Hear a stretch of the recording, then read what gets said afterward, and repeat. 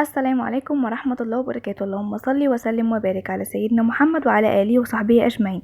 ازيكم يا حبايبي، عاملين ايه؟ يا رب تكونوا بخير. وحشتوني من آخر فيديو نزلته معاكم. زي ما انتم شايفين معايا هنا هنعمل طاجن رز معمر. دي وصفتنا النهاردة.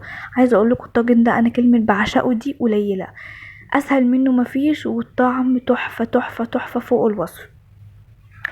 عايزه اقول لكم ان انا جبت لكم بطريقه سهله جدا، بدون بقى فراخ ولا بدون لحمه، اقتصادي اقتصادي اقتصادي.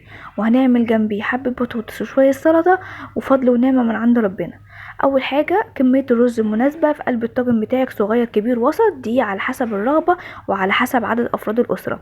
كل اللي عملته ان انا غسلت الرز بتاعي، حطيت مقدار نص الطاجن رز علشان لما يفيد معايا يبقى الطاجن مليان، او الربع عشان يوصل للنص، وهكذا. الرز بتاعي اتغسل، حطيت معلقتين من الملح، ملحته يعني، وحطيت معلقتين من السمنه على معلقه من الزيت. طب انتي حاطه زيت ليه؟ عشان انا عايزاه يكون طالع معايا مفلفل. انتي لو عايزاه طالع معاكي متماسك كده قطعه بقطعتها، فما تضيفيش معلقه الزيت دي خالص، حطي سمنه بس وما تضيفيش زيت. وبعد كده ضفت عليه الحليب. هتقولي مقدار قد ايه حليب، مقدار قد ايه رز؟ بصراحه انا بشتغل واحده بالبركه بنظري. فكل اللي عملته زي ما انتم شايفين معايا اهو، ان انا زودت الحليب وبدات ازود لحد ما الاقي ان كميه الرز مناسبه. دقت هنا لقيته تمام مظبوط. جبت بقى القشطه، كنت عامله يعني كنت عامله لهم حاجه حلوه والكلام ده، فكان في كيس كده فيه بواقي قشطه، فانا جبتها وقلت ايه هحطها على الوش اللي هو وش الرز. طبعا انتي ممكن تستخدمي اي نوع قشطه موجود عندك، او انتي بتفضليه او بتستخدميه، تمام، بتحطيه على الوش، او حتى الوش بتاع وش اللبن. المهم بقى حطيته في الفرن على درجة حرارة 200، النار شغالة من فوق ومن تحت لحد تمام السوا. دقته كده من الجنب، شايفين المعلقة الصغيرة اللي هناك دي في جنب الطاجن كده؟ عفوا.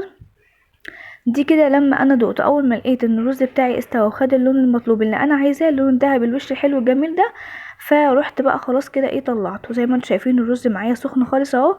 بصوا انا بطلع بقى بالمعلقه حبايه الرز مش متماسكه كده لا يعني مفرفته معايا شويه، هو بس عشان سخن انا مش عارفه اطلع. كان وقت الغدا وحطيت انا واولادي. عايزه اقول لكم ان كان طعمه تحفه تحفه تحفه. على ما اعتقد يعني مفيش اسهل من كده، وجبه غدا اقتصاديه 100%، وسهله جدا يعني للمبتدئين، مفيش ابسط منها.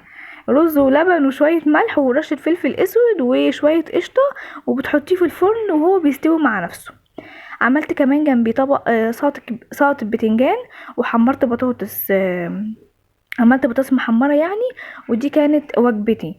فطبق السلطه ده هيبقى من ضمن المقبلات ان شاء الله باذن الله. هنزله لكم الفيديو اللي جاي، هقول لكم احنا عملناه ازاي عشان يبقى في فيديو منفصل لوحده، عشان الناس ما توهش ايه، يبقى الوصفه مختصه بنفسها.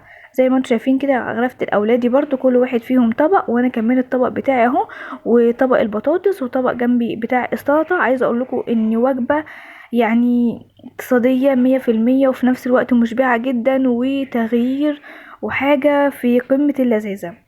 يا رب الفيديو يعجبكم، الوصفة تكون عجبتكم، يا ريت تجربوها وهتعجبكم جدا لما تجربيها ان شاء الله بإذن الله. ما تنسونيش في اللايك. اشوفكم على خير في فيديو جديد، واتمنى لكم الستر والصحة والسعادة، والسلام عليكم ورحمة الله وبركاته. باي باي.